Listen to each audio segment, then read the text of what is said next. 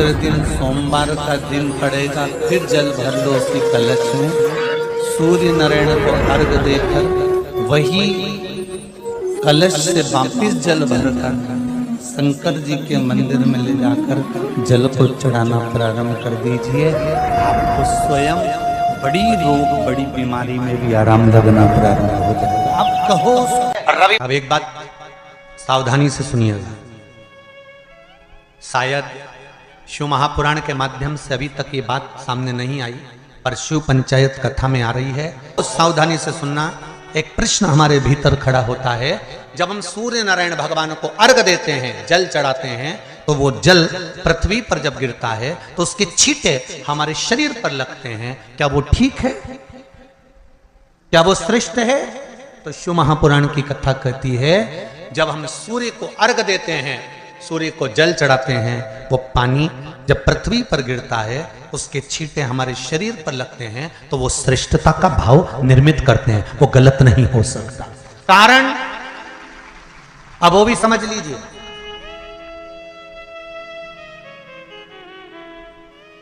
अब सूर्य नारायण भगवान को आप जल चढ़ा रहे हो तो छींटे नहीं लगे, उसके लिए क्या स्टूल पे चढ़ के चढ़ाओगे कि कुर्सी पे चढ़ के चढ़ाओगे? अरे बोलो तो सही।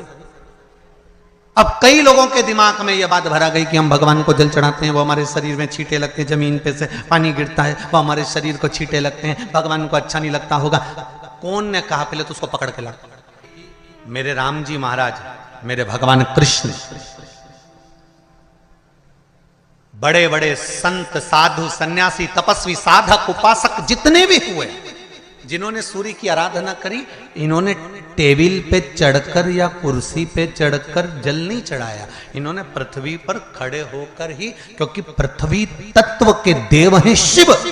जब हम मृत्यु लोक पर खड़े होकर, पृथ्वी पर खड़े होकर भगवान शंकर का भाग पृथ्वी तत्व को धारण कर कर जल को हाथ में लेकर जब समर्पित करते हैं, और जो जल नीचे गिरता है वो शरीर पर अगर लगता है तो हमको उसका आशीर्वाद ही प्राप्त होता है, दोष नहीं लगता। पर लोगों ने इसको विपरीत कर दिया। कि कौन ने विपरीत करा? कई लोगों ने इसको विपरीत कर दिया। कौन ने विपरीत करा? तो जो दूसरे धर्म के लोग होते हैं, जिनको हिंदू धर्म से नफरत होती है और जो हिंदू धर्म की पूजन, सेवा, अर्चना को समाप्त करना चाहते हैं, वो धीरे धीरे धीरे धीरे कहने लगे कि सूर्य को जल चढ़ाओगे तो शरीर में लगेगा, शरीर में लगेगा तो दोष लगेगा। इसको कह कहकर घर घर में सूर्य को जल चढ़ाना लोगों ने बंद कर दिया कि आप जल चढ़ाएंगे तो दोष लगेगा, शरीर पे छींटा लगेगा, शरीर को ऐसा लगेगा।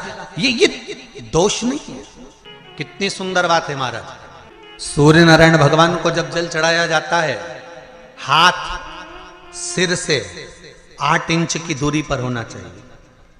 जम के बोलिए, सिर से कितना ऊंचा होना चाहिए? 8 इंच ऊपर अपना हाथ होना चाहिए मस्तक से सूर्य को जल चढ़ाते समय। और ना चांदी का, ना स्टील का, ना लोहे का, ना प्लास्टिक का, ना कांच का, ना सोने का कोई बर्तन, ना कांसे का, ना एल्युमिनियम का, ना पीतल का, केवल एक पात्र होना चाहिए, वो है तांबे का। काय का पात्र होना चाहिए? तांबे का पात्र। और सूर्य नारायण भगवान को जब 8 इंच ऊपर तुम्हारा हस्त है, और जब हम सूर्य को जल चढ़ा रहे हैं, कैसे जल चढ़ाना है वो भी समझ लीजिए।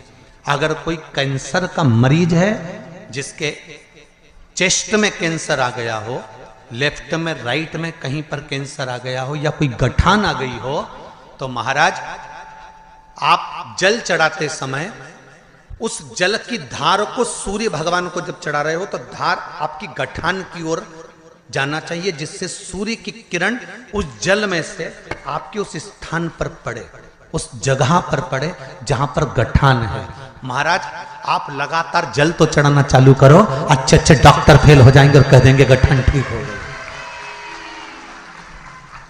आपका लीवर और किडनी गड़बड़ कर रहा है, आप प्रतिदिन आपका स्वास्थ्य गड़बड़ रहता है, आप प्रतिदिन ये ज्योतिष शास्त्र के अंतर्गत, रत्न शास्त्र के अंतर्गत ये रत्न शास्त्र, ज्योतिष शास्त्र, रंग शास्त्र जो हमारे यहाँ है, रंगों के हिसाब से ये जितने रत्न होते हैं, माणिक हुआ, सोन, मोती हुआ, नीलम हुआ, मूंगा हुआ, पुखराज हुआ, ये क्यों कहते हैं ये पीला है, ये सफेद है, ये नीला है, ये लाल है, इसको शरीर में क्यों पहनाते हैं? उसका कारण होता है कि जब शरीर में पहनते हैं, सूर्य की किरण उसमें पड़ती है, हमारे शरीर पर वो कलर का इफेक्ट पड़ता है, उस कलर को शरीर पर लगता है, और शरीर पर लगता है तो हमारा शरीर धीरे धीरे, हमारी जो इंद्रियां हैं वो सही होने लगती हैं, काम सही होने लगता है। तो आप कहते हो ना सब, मैं कौन सा नक पहनूं, मैं कौन सा मोती पहनूं, मैं कौन सा पुखराज पहनूं, मैं कौन सा नीलम पहनूं, वो ज्योतिष शास्त्र के अंतर्गत, रत्न शास्त्र के अंतर्गत जितने रत्न हम पहनते हैं, ये केवल उस किरण के लिए ही तो पहनते हैं कि जो सूर्य की किरण मिले, उस किरण का प्रभाव हमारे शरीर पर पड़े।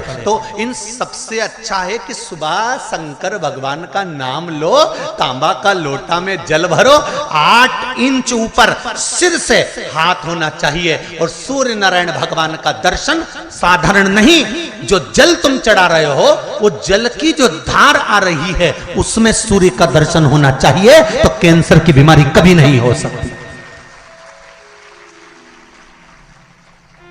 लीवर, किडनी, हार्ट, आपके हार्ट में अगर तकलीफ है, डॉक्टर ने कह दिया कि इसमें नस चोक है, आपको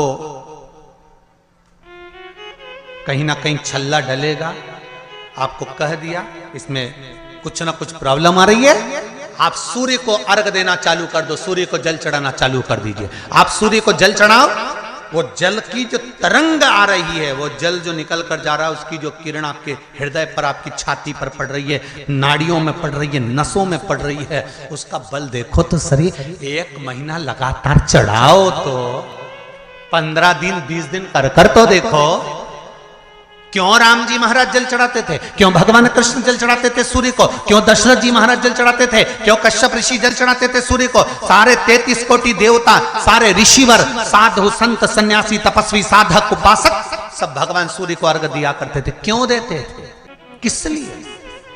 सूर्य नारायण भगवान को जल चढ़ाते समय आपके पंजों की एड़ी ऊंची नहीं होना चाहिए, ध्यान दीजिएगा। आपका पंजा पांव का पूरा की पूरा जमा होना चाहिए भूमि पर। हाथ कितने इंच ऊपर? 8 इंच ऊपर होना चाहिए। जल जो गिरे, सूर्य की किरण, सूर्य का दर्शन उस जल की रोशनी में करना चाहिए। क्या होगा उससे? जिस बच्चे को आंख में चश्मा लगा हो, मोटे से मोटा चश्मा लगा हो, छूट नहीं रहा हो, तो थोड़े दिन उसको सूर्य का अर्घ चढ़वाना चालू कर दो, और जल में से सूर्य का दर्शन कराना चालू कर दो। सूर्य का दर्शन जल में से 2 महीना 2.5 महीना बहुत है, आंख की रोशनी बढ़ जाएगी, चश्मा हट जाएगा। आप कर देखिए। अब एक प्रश्न और खड़ा होता है सूर्य को अर्घ देने का। गुरुजी, पंचदेव पंचायत में सूर्य नारायण भगवान शंकर की पंचायत में हैं। सूर्य नारायण को हम फ्लैट में रहते हैं, हम फ्लैट के अंदर रहते हैं, तो हम फ्लैट में रहते हैं, हमारे यहाँ अगर छज्जा नहीं है, हमारे यहाँ जगह नहीं है, तो हम सूर्य को अर्घ कैसे दें? तो महाराज खिड़की तो होगी, अगर घर में फ्लैट में पानी ढुलेगा और आप लोग नहीं समेट सकते तो एक बाल्टी रख लो, एक पात्र रख लो, पर सूर्य नारायण भगवान को अर्घ देकर रोशनी शरीर पर पड़ना चाहिए। जिंदगी में कभी कोई बड़ी बीमारी नहीं आ सकती।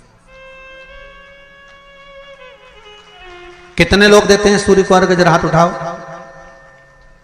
बहुत बढ़िया, बहुत जोरदार। पुरुष लोग भी देते हैं ना, चाहे बच्चे से बच्चा, बच्चों के हाथ में भी 1 लोटा पानी पकड़ाओ। घर में छोटे बच्चे हो ना, उनको तांबे का लोटा दो, पानी दो, जा बाहर खड़े हो जा, 1 लोटा पानी चढ़ा के। पहले दिन आप स्वयं बच्चे के साथ बाहर खड़ी हो, ओटले पर, घर के बाहर खड़ी हो, छत पे खड़ी हो या घर के बाहर खड़ी हो, और बच्चे से कहो, लो चढ़ाओ बेटा, देखो ऐसा हाथ 8 इंच ऊपर करिए, तांबे का लोटा लेकर पानी धीरे धीरे डोलना है, जैसे वो स्लो मोशन के सीन नहीं होते नाटक में, ये एकदम धीरे धीरे, बस नहीं तो मालूम पड़े छोरा छोरी एक साथ उंडेल के अंदर नहीं, जल चढ़ाते समय उस पानी में से सूर्य की किरण पड़ना चाहिए, सूर्य की किरण। एक बात और कहना चाहूंगा, अगर आप लोग स्वीकार करेंगे तो, अगर कहीं आपको लगता हो कि बच्चा पढ़ने में कमजोर है, विद्या में कमजोर है, रिजल्ट अच्छा नहीं आ रहा,